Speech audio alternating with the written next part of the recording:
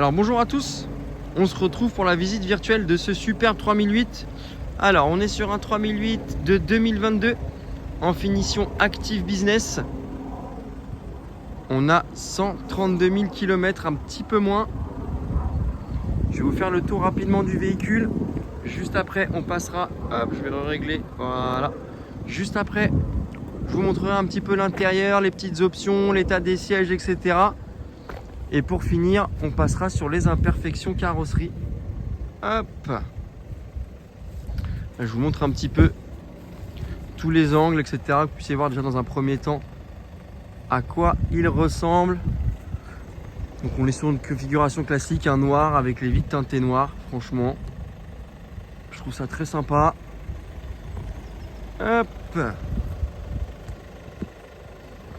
Voilà un petit peu à quoi ça ressemble. On a la face avant dès 2022 avec les petites LED. Hop, si je me penche un peu comme ça, ça rend super bien. Et d'un peu plus haut, ça donne comme ça. Alors, au niveau de l'intérieur, pour commencer, on a le panneau de porte typique des 3008. On a la petite baguette en alu juste ici, qui est très sympa, qui fait vraiment la différence. On a bien évidemment les 4 vitres qui sont électriques. On a le réglage des rétros qui se fait de manière électrique juste ici. Et si on appuie là, on a les rétros rabattables électriquement également, avec l'espèce de tissu moquette juste ici. Au niveau des sièges, on est sur des sièges tissus, des Active Business qui sont un petit peu baquets. Alors je vous montre un petit peu l'état des sièges. Voilà, alors je vais dézoomer un petit peu, ce sera beaucoup plus pratique. Voilà pour le siège conducteur. Au niveau du siège passager, pareil. Ça donne ça, voilà. Hop. Alors juste ici, vous avez les commandes pour désactiver l'alerte de franchissement de voie, la hauteur là des phares. Quand on rentre à l'intérieur, hop là, on a juste ici le petit volant typique de chez Peugeot. On a dessus les palettes au volant avec le volant multifonction. On a bien évidemment le virtual cockpit et vous voyez en kilométrage, on a 131 484 km. Donc le véhicule ne roule quasiment plus. Il aura bien moins de 132 000 lors de la vente. Au niveau de l'écran multimédia, alors bien évidemment l'écran fait CarPlay et Android Auto, mais vous avez également le GPS qui est intégré. Hop, juste ici, voilà, vous avez les commandes ici pour régler le véhicule, enlever le start and stop, l'anti-patinage, etc. Vous cliquez là pour avoir, hop, la navigation, même si aujourd'hui, bon, on sert beaucoup plus de Waze que d'autres choses. Ici, pour accéder aux commandes de climatisation.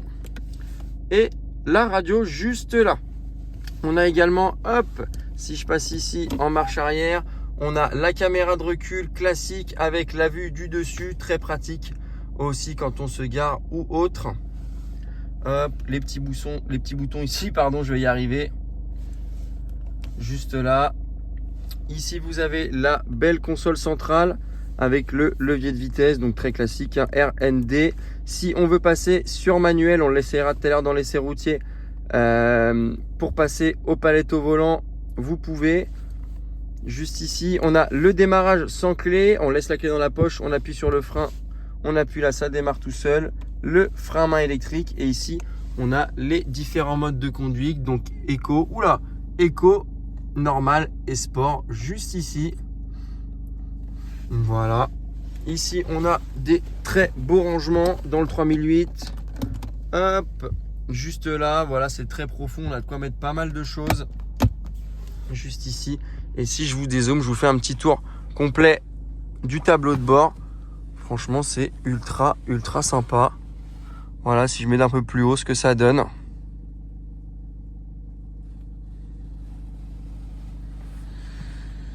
Alors, m'en voulez pas pour la visite virtuelle, c'est au niveau de comment je filme, c'est pas nickel. J'utilise un nouvel outil aujourd'hui, c'est la première visite virtuelle que je fais avec.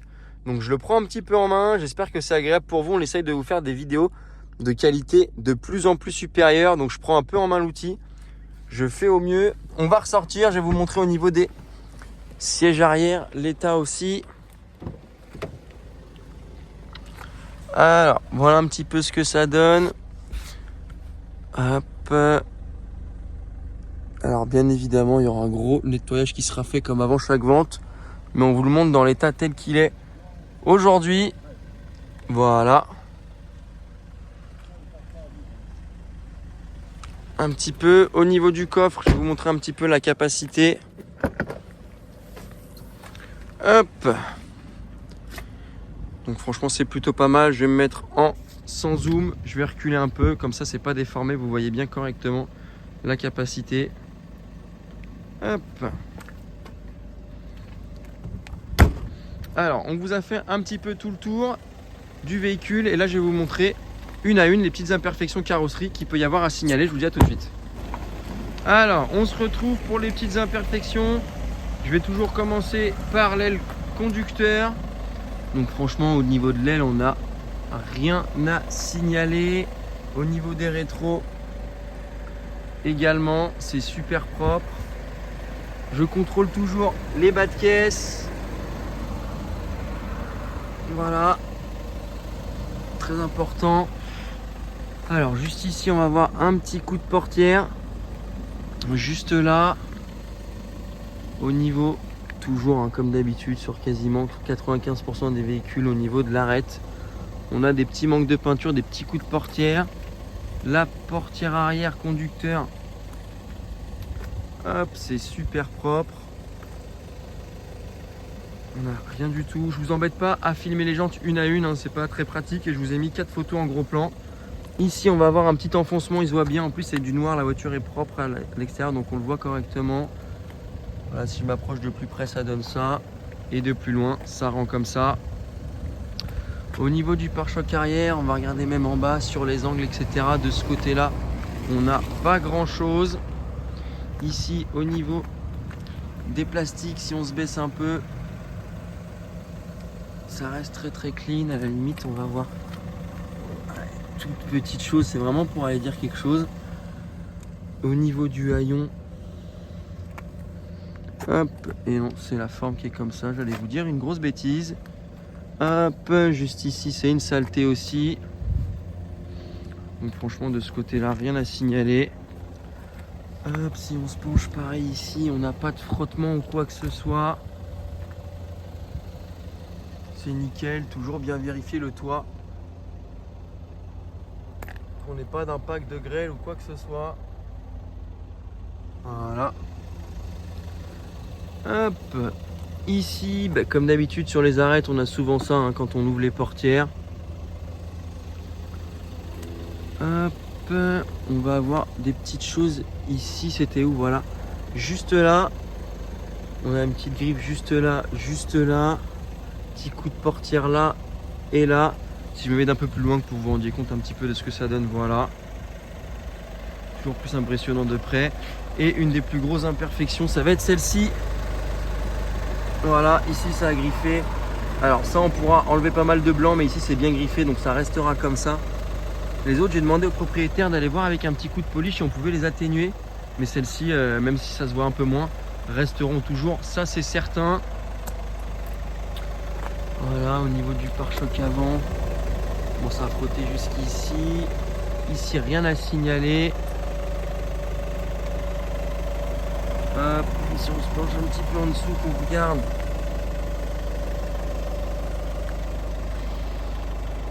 Ça reste nickel, on va avoir une griffe juste là et juste là aussi. Non, ça c'est de la saleté, je vous dis n'importe quoi, regardez.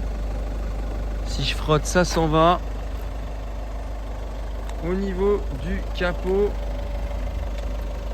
franchement, on a beaucoup de saleté, mais on va voir aller des petits points comme ça, forcément. Petits impacts de gravillon, mais ça reste très léger. Et je pense qu'on a fait le tour ensemble. Il me semble que j'ai oublié le bas de caisse de l'autre côté. Donc je fais le tour. Voilà, de ce côté-là. Donc rien à signaler. Et le rétro aussi. Juste là, qui est nickel, très propre. Donc je vous ai fait un petit peu tout le tour du véhicule. On passe tout de suite à l'essai routier. Et puis après, on aura tout vu sur le 3008. Je vous dis à tout de suite. Alors, on se retrouve pour l'essai routier du 3008. Donc, on est parti. La place est assez serrée, on va le faire en 2 fois. Hop! Ça va, on a la belle caméra de recul qui nous aide. Dans ces moments-là, on est très content de l'avoir. Hop!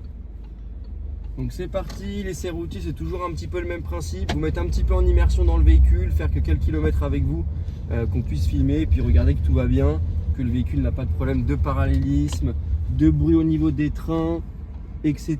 Au niveau des amortisseurs, des coupelles, qu'on n'entend rien de suspect. Donc là on va s'engager sur l'avenue principale de Clamart. Le but ça va être de prendre un petit peu de vitesse, de lâcher le volant et de voir que le véhicule file bien droit. Alors la route est un peu voûtée, on ira toujours un peu vers la droite, c'est normal. Mais dans un premier temps, voilà, vous voyez, si je me mets là tout droit, on voit que le véhicule roule parfaitement droit, on n'a pas de souci par rapport à ça. Il y a un petit peu de travaux, on va faire attention. On va passer un premier rond-point, ensuite on aura un deuxième rond-point et juste après on aura une petite bande en pavé. Pareil, on la prendra avec un petit peu de vitesse pour écouter qu'on n'a pas de bruit ou de tremblement ou quoi que ce soit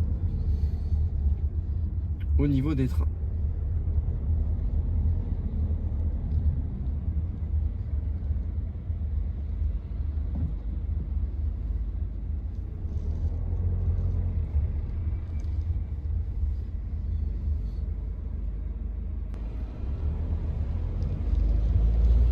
Alors on est reparti, on vous a coupé la tente du feu qui était assez longue.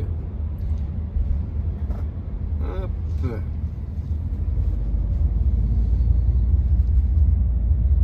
Alors je l'ai dit juste avant, on est sur une finition Activisness en boîte auto, 1,5 litre Blue HDI 150.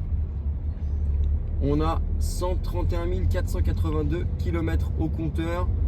Donc je vais mettre toujours un petit peu sur l'annonce, c'est pour ça qu'il y a 132 000. Bon, le véhicule ne roule pas, mais on met toujours un petit peu plus histoire d'être à l'aise dans le kilométrage. Le beau virtual cockpit, les options je les ai détaillées juste avant. Et là on va y arriver, on y arrive doucement, mais on va y arriver sur notre petite partie en pavé.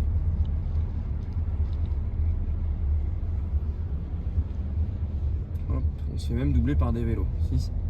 Ce n'est dire de la circulation sur Clamart aujourd'hui. Hop, on est parti, donc on arrive sur la partie en pavé, je vais me taire et puis on va écouter ensemble.